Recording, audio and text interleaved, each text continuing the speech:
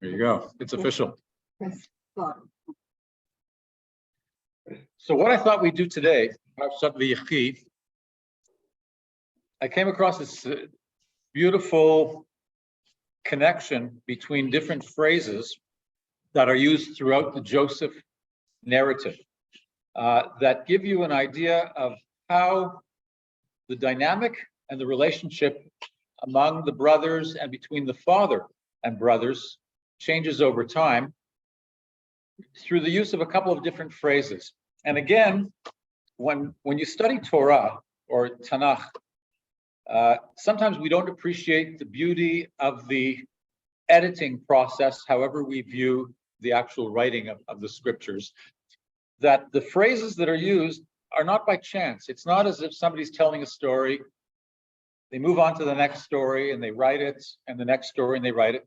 They're always aware, as they're putting down the narrative in a written form, of what came before. And they choose phrases and words very deliberately because they're counting on familiarity with the entire narrative. So if I read a phrase here, those words, if they've been used somewhere else, hopefully there'll be some kind of reminiscent experience about what the words meant in another context and why they're being chosen here. What's the connection between those two elements in the narrative, and what has changed if the words are not exactly the same? If they're exactly the same, there's a relevance to that. If something has changed even slightly about those words, then there's a relevance to that as well.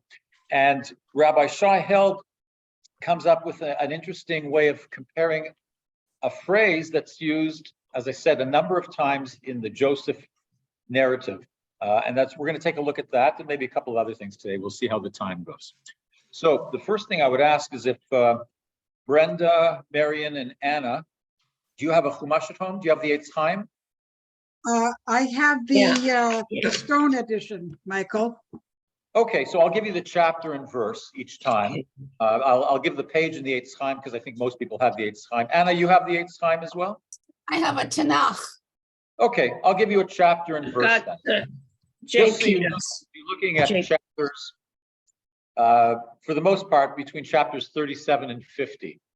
That's beginning with Parashat Vayeshev and finishing with Parashat Vayechi. So it's the beginning of the Joseph story and right through to the end of this week's Parsha. So what chapter was that, Michael? Oh, I haven't said yet. Okay. If I were to ask you in a word to describe the relationship of Joseph with his brothers from the beginning of the story, what word would you pick? Jealousy.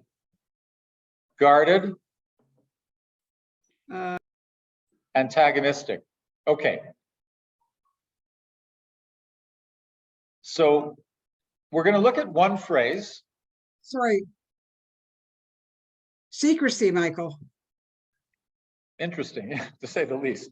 So I'm going to ask you to turn in the Eitz Chaim Chumash to page 227.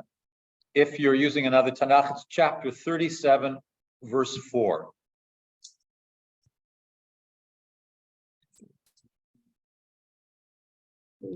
And the interesting thing here is, we've learned from the first few verses about whose son Joseph was, how old he was, etc., and the fact that his father preferred him, liked him more than the others. And then in verse 4, he uses an interesting phrase. It says, "Vayiru echav ki oto ahav avihem mikol echav vayisneu oto, velo yachlu dabro l'shalom." And when his brothers saw that their father loved him more than any of his brothers, they hated him, hated Joseph. So they could not speak a friendly word to him. And I think a number of weeks ago, I'm not sure as we met for Vayeshev, it may have been, yeah. We talked about this idea about velo yachlu dabro l'shalom. The fact that they weren't able to say a kind word. They couldn't say anything. And so in a sense, they said nothing, meaning there was no dialogue, no conversation. And I think we spoke about the fact that part of the problem in the Genesis narrative, and particularly here, is that there was no dialogue. The brothers nor did Joseph have any genuine communication with one another. Joseph told his dreams to them. That's not dialogue. That's a one-way communication. And the brothers didn't really have an opportunity or make the opportunity to speak with him. It says here, "V'lo yachlu dabro l'shalom." They had no opportunity to speak with him in a positive, constructive way. So apparently, at this point at least, they said nothing.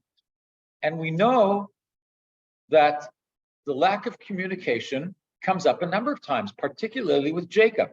Jacob does not communicate with his brother Esav except at the end when he has the opportunity to meet with him when he comes back from Padan. But before that, it's not really a communication. He sees his brother as somebody whom he can take advantage of.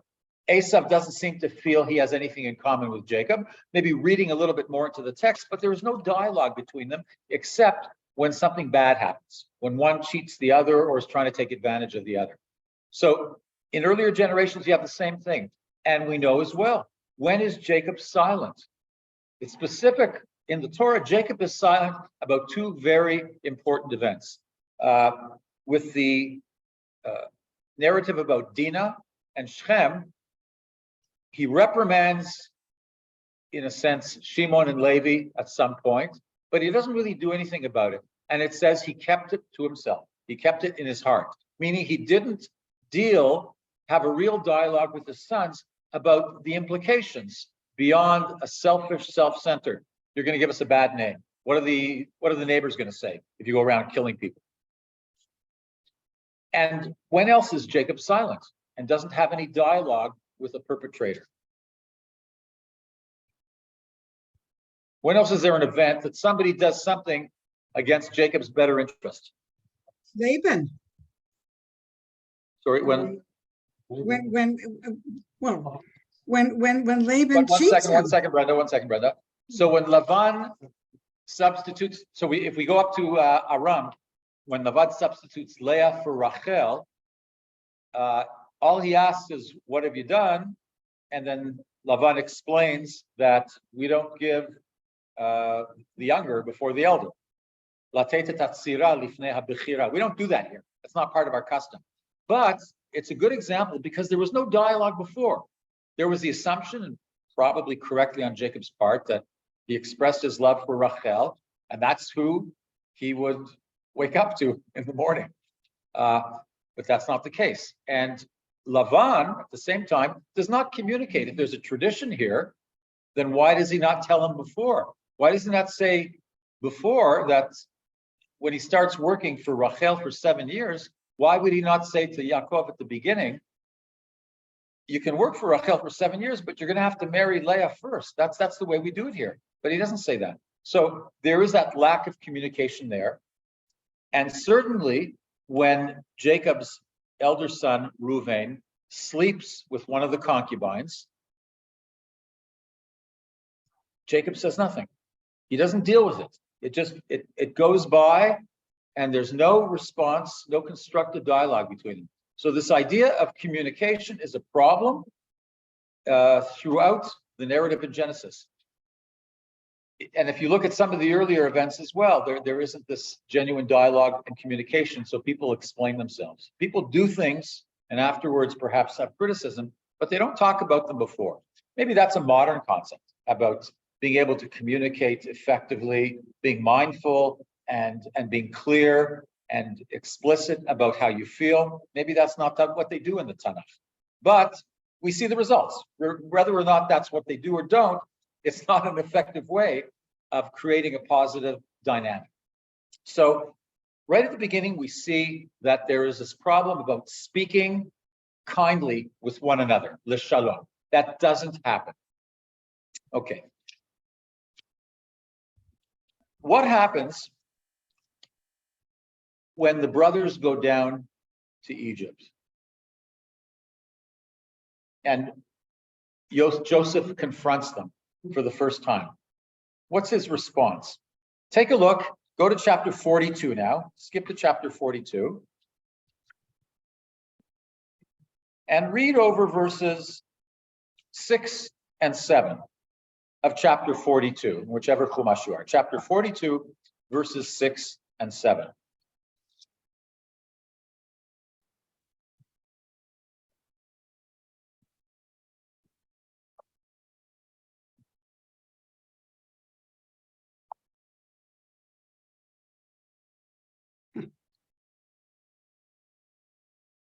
He said nothing to them.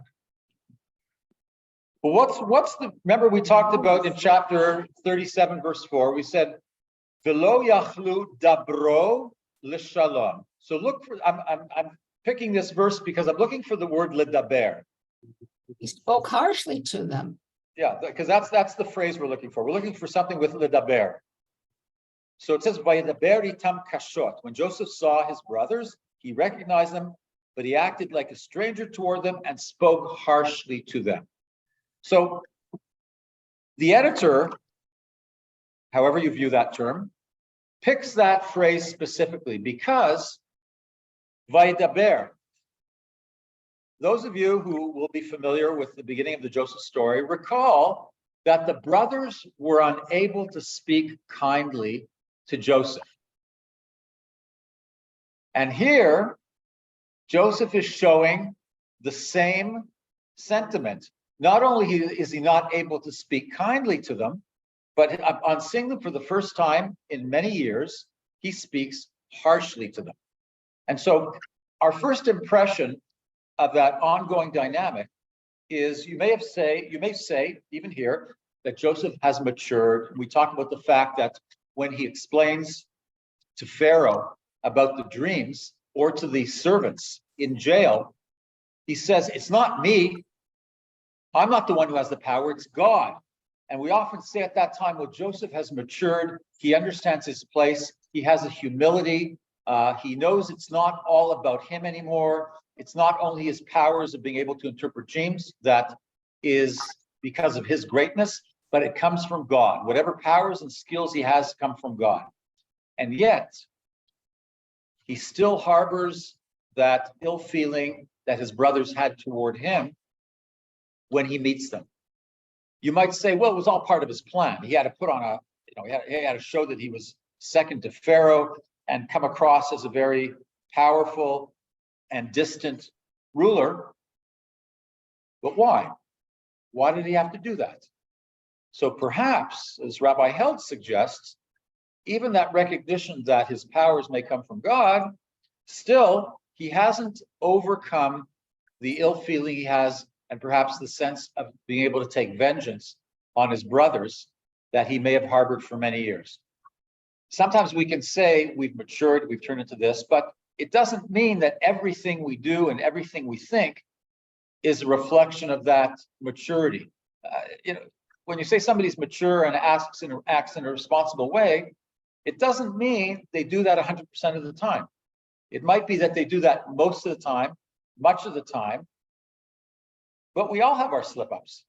And so Rabbi Held is suggesting Joseph hasn't gotten to that 100% acceptance of his role in the world and done away with all the ill feeling he has towards his brothers. It's still there, judging by this phrase. And again, the text is saying, remember what happened with his brothers? Joseph still, because we're using the same term here to show you that Joseph still feels traumatized by that relationship he had with his brothers so many years ago. Gives him the opportunity to get back at them, to speak colloquially. Yeah, it gives him the opportunity to get back at them. That's right. And perhaps he's been waiting for that all his life, despite his humility in certain other areas of the way he sees himself. Okay, let's take a look at another phrase. Let's go to chapter 45, verse 15 now. Chapter 45, verse 15. So actually read verses 14 and 15. And I guess I don't need to tell you that we're looking for something that has the verb ledaber in it to give us an indication and to tie us back to those earlier phrases. So chapter 45, verses 14 and 15, take a look at those two.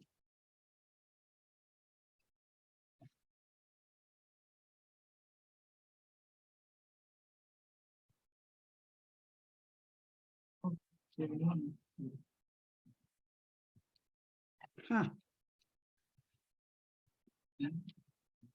Okay, so I'm going to read those two verses in the Hebrew and then the English. They're very short. Vayipol al tzavrei Binyamin achiv vayev, uVinyamin bacha al tzavarav. Vayinashek lechol echav vayef alehem, ve'acharechen dibru echav ito. So with that, this is after revealing himself. With that, he embraced his brother Benjamin around the neck and wept, and Benjamin wept on his neck. He kissed all his brothers and wept upon them. Interesting tradition back then. There are all sorts of fascinating physiological traditions. We'll do that one time as well. But this idea of crying on somebody's necks in the plural, not on their neck, on their necks. So we'll talk about that another time. But in any case, only then were his brothers able to talk to him. V'acharechem dibru echav ito. So there are two things about this. Number one, finally, we have a situation where after this reconciliation of weeping and falling on the necks, the brothers are able to speak with him. So it's not talking to somebody, it's not telling someone something, it's speaking with him, but it's the brothers who are speaking with him. He made the first move. So, excellent point. Who made the first move here? So Beth suggests that Joseph made the first move. If we go back in the narrative, who made the first move of unknown reconciliation, but more important than reconciliation, remorse? Who's the first to feel remorse about what was done half a generation ago? So we know that Judah comes to Joseph and says, how can we possibly rationalize our behavior? And even before that, if you recall, we won't go to all the verses, the brothers say, oi. I don't know if they said oi. Oi va'avoy. They didn't say that either. I don't know what they were speaking at the time. But they said something that shows that they felt remorse, because they say, maybe all this that is happening to us is because the way we treated our brother. We saw his anguish and his agony in the pit, and when the fear he must have felt when we threatened to kill him, and we did nothing. Yes, Reuven tried something. Yes, Judah tried something. But the brothers, as a collective, feel remorse. So Joseph was probably privy to that conversation, even though he may not have been in the room. He had somebody who was kind of spying on them, apparently Hamelitz, as they're referred to. But beyond that, he's aware that the brothers are starting to take responsibility, or at least understand the implications of what they did so many years ago. And then, of course, Judah's presentation, more than anything else. What does Judah say? Not the exact words. What does Judah say to Joseph when Benjamin is caught with the silver cup? So Judah says, don't take our son. Why? Why not to take Benjamin? What does Judah say? It's very important. What does he say? So he's thinking, what impact is this going to have on his father? They're thinking of somebody other than themselves. They're not thinking only on the impact on them and maybe how they will feel. They think, what is this going to do to my father? He's already lost one son. Now he's going to lose the other son. How can we do this? How can we possibly allow our father to go through that? So Joseph, seeing all this, is coming to the understanding that this process he's brought his brothers through, whether intentionally or partially because he still wants to get back at them, he sees that something's happened. They've changed. They're remorseful about their behavior, even because it's at a threat to them.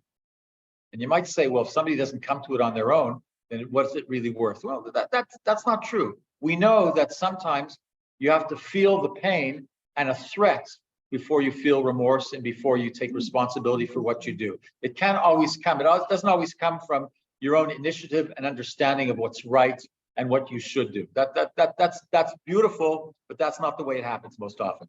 So even if the circumstances, because they're under threat here, brings them to that remorse, Joseph still sees that as a very positive development. And so they are the ones who've made the first step. Joseph has forced that first step by putting his brothers through the ringer here, so to speak. But they're the ones who finally felt apparently some genuine remorse. And how is that best indicated? Dibru echav ito.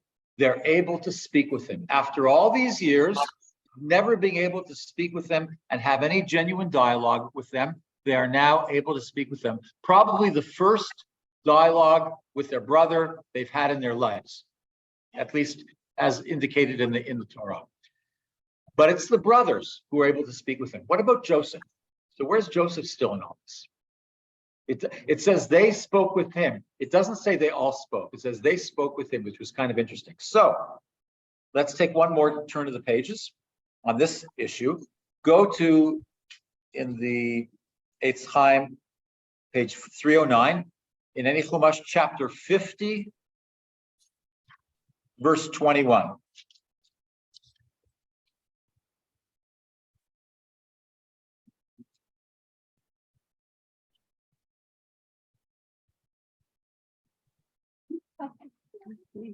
So I'll read to 18 through 21.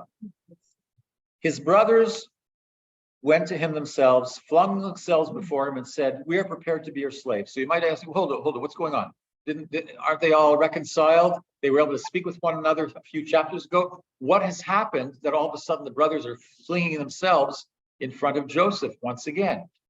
As you recall, everything we've skipped now is the whole chapter with Jacob blessing first his grandsons. We talked about that at the Minyan this morning, and then offering some kind of legacy and critical analysis of all his sons' behaviors and what awaits them in the future. Not very positive for the most part. But more important for the brothers, Jacob dies. And if the reason that Joseph may have been merciful with them, because remember, Joseph hasn't spoken with them yet, l'shalom. He's spoken with them harshly before. The brothers were now able to speak with him, but we don't see anything on Joseph's part. So the brothers now feel threatened. They feel that maybe Joseph only relented because of their father. But once the father's dead, what's keeping Joseph from getting back at the brothers? He's the second in command in Egypt. He can do whatever he wants. And so the brothers now fear that despite their attempt to speak with their brother, there still isn't that genuine dialogue, and he may take advantage of his power. And so he reassures them, Vayomer Elehem Yosef. But Joseph said to them, "Have no fear. Am I a substitute for God? Besides, although you intended me harm, God intended it for good, so as to bring about the present result, the survival of many people. And so, fear not, I will sustain you and your children. Vayinachem otam, vayidaber al libam. I will sustain you and your children." Then, thus he reassured them, speaking kindly to them.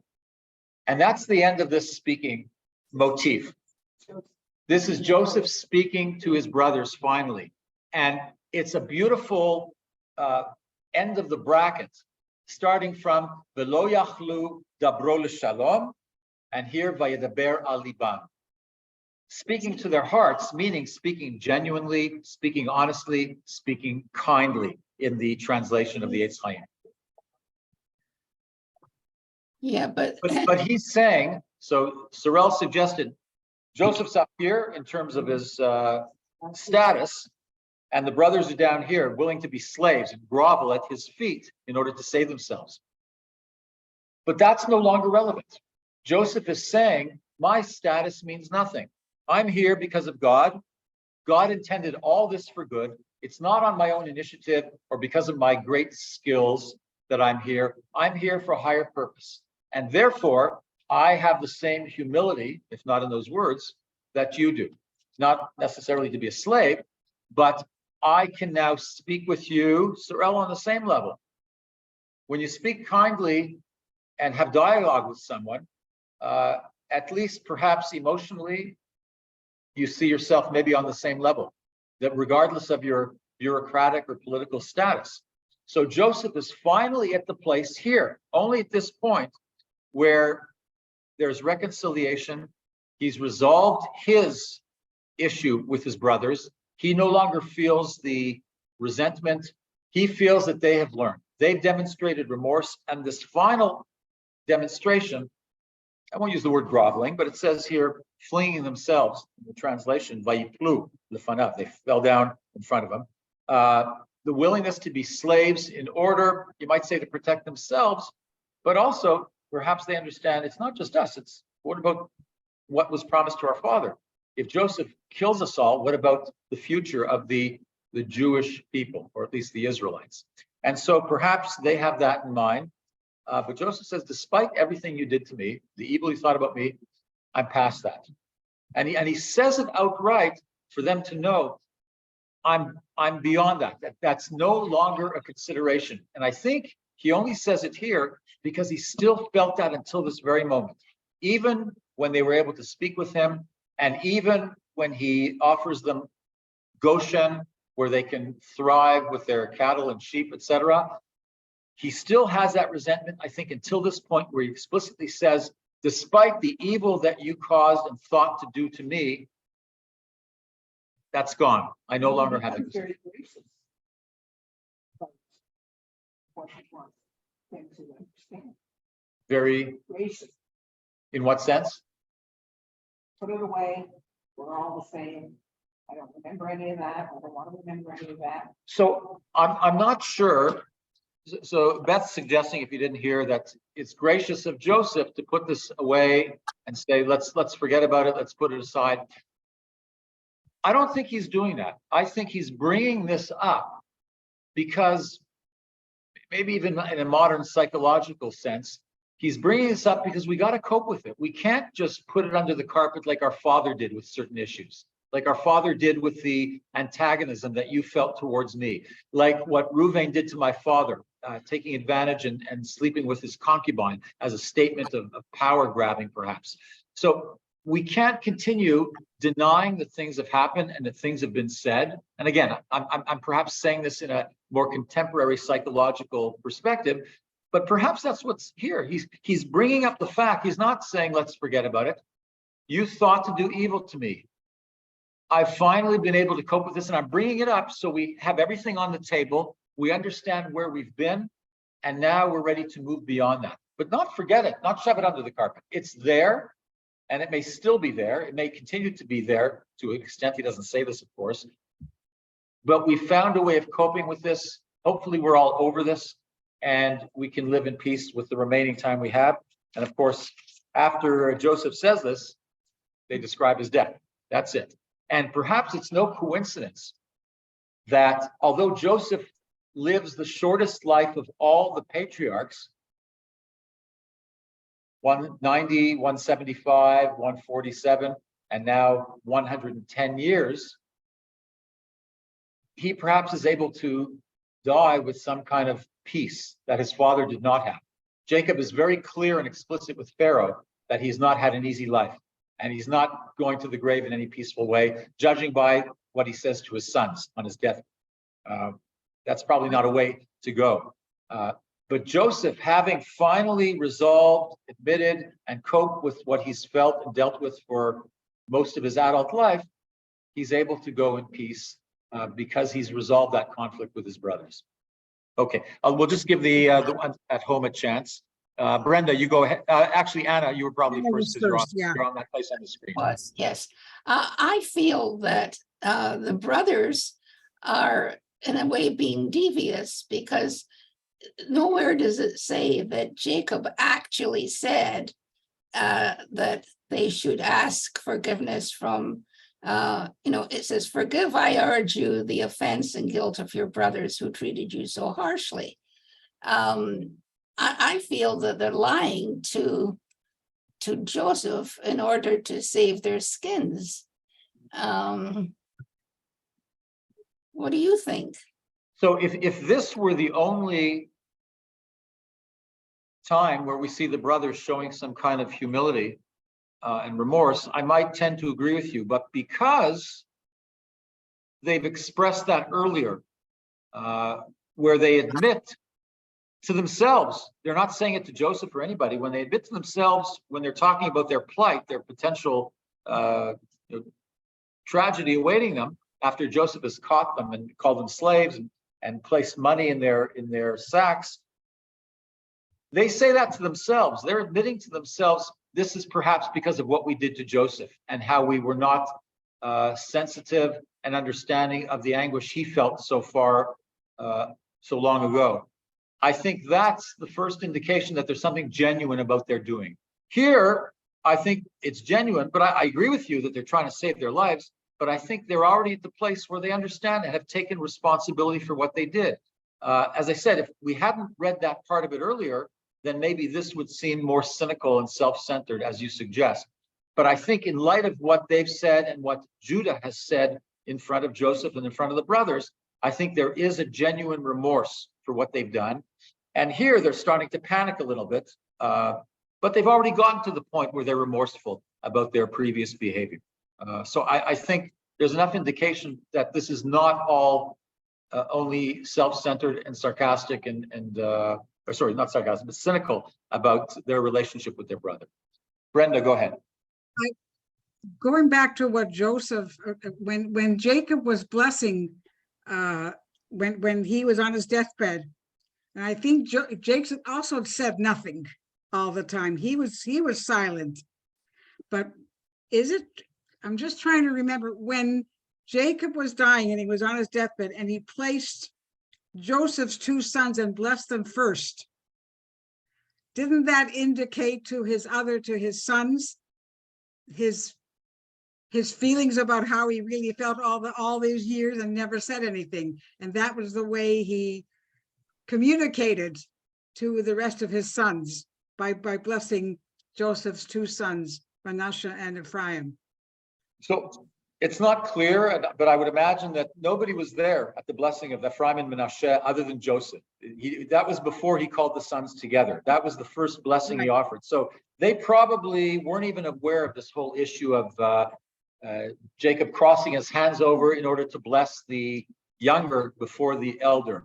And even if they hadn't, it's quite clear afterwards. He says quite clearly to them, he's very critical of them. He blesses his sons after he blesses his grandsons, because he probably realized, you know what, maybe it's finally time for me to be honest of what I feel and say it. As harsh and as difficult as it may be for the brothers and my sons to hear this is what I feel about them. I'm not going to be nice. I'm not going to ignore things that they've done in the past.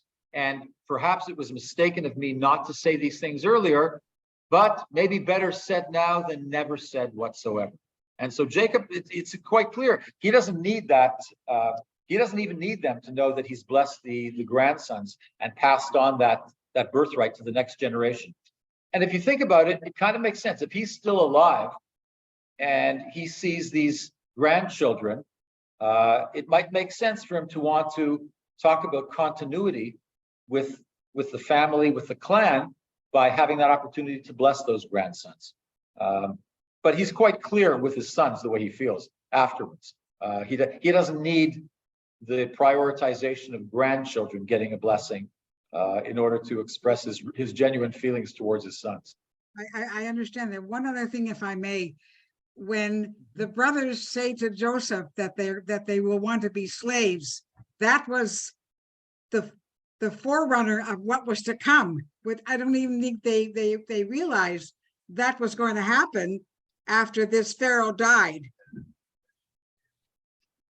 Yeah, I doubt they may have realized or been aware, but of course, if you recall that the promise to Abraham, which he, I would imagine, passed down from generation to generation, was that your progeny will be slaves in Egypt for 400 years. God was very clear to Abraham what later generations had to look forward to. I would imagine that Abraham shared that with Isaac. Isaac shared that with Jacob, and Jacob may have shared it with his sons. Maybe they didn't. We don't know, because we don't read about them transmitting that message to the next generation. But it's a good point. And you don't know, like, you don't know that Jacob knew that when he agreed to take his entire family to move to Egypt Yeah, and stay God there. says not, so God says not to fear. In the blessing, just a second, in the blessing that he offers, when he offers Jacob the blessing, I don't know if he brings up the idea of slavery, but he does say to Jacob, he insists that, you know, your later generations will inherit the land. It'll be yours forever, as I've promised your father and your grandfather, and you should have no fear.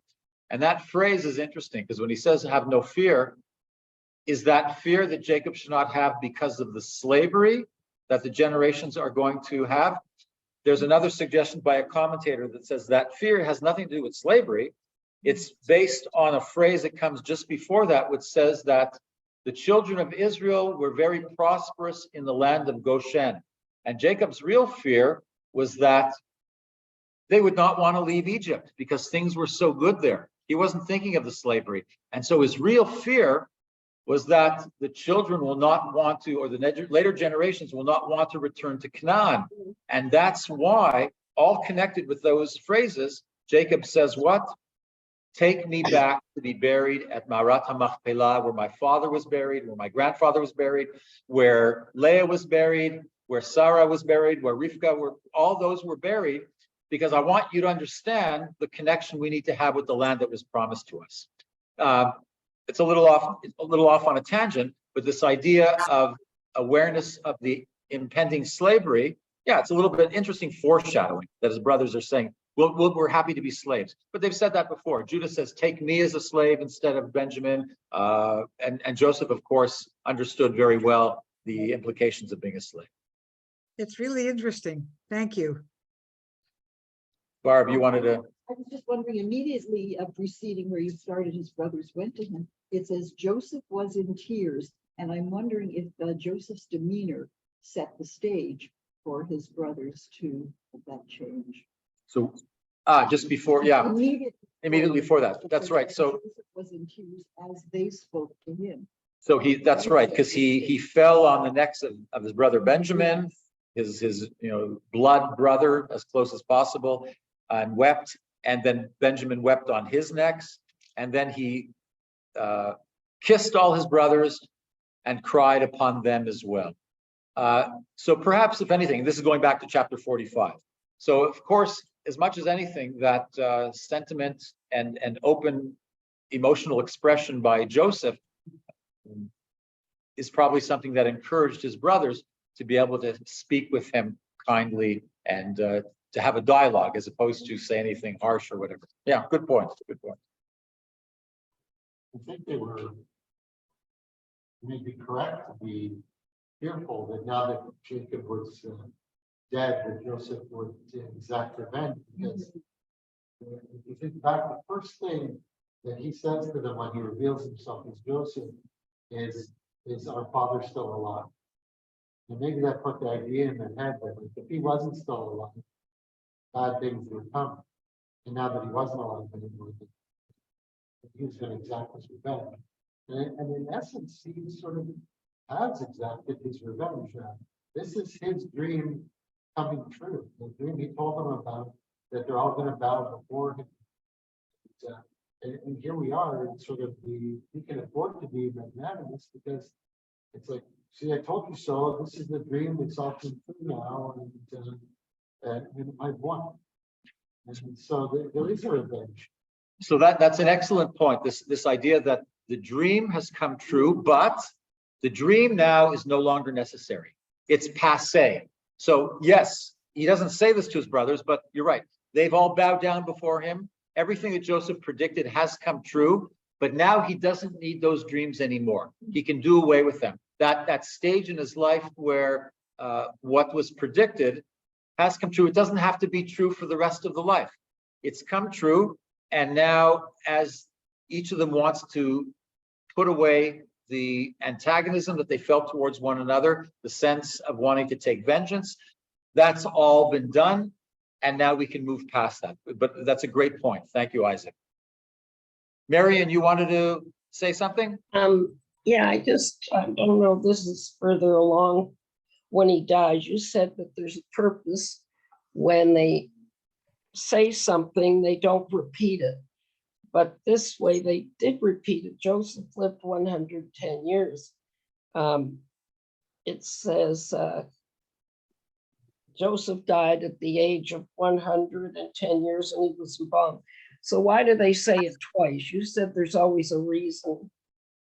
If you say something, why do they repeat it?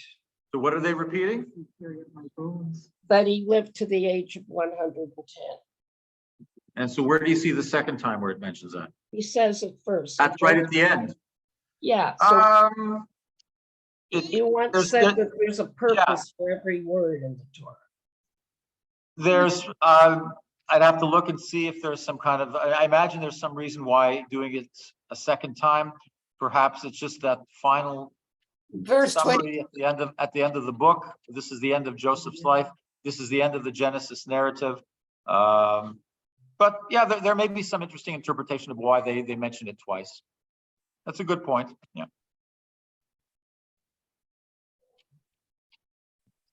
Okay, any other comments? Well, thank you all very much. Been a pleasure studying as usual with you. Thank you, Michael. This was really interesting. You could go on forever. So just something I'll suggest you look into. I'll give you a little challenge. There's another phrase that's used here that is used in other places in Genesis, not necessarily with Jacob and his sons, but this idea of what have you done? Mazot asita. If you recall, Joseph says that to his brothers when he sees or he accuses them of stealing the money, of Benjamin stealing the cup.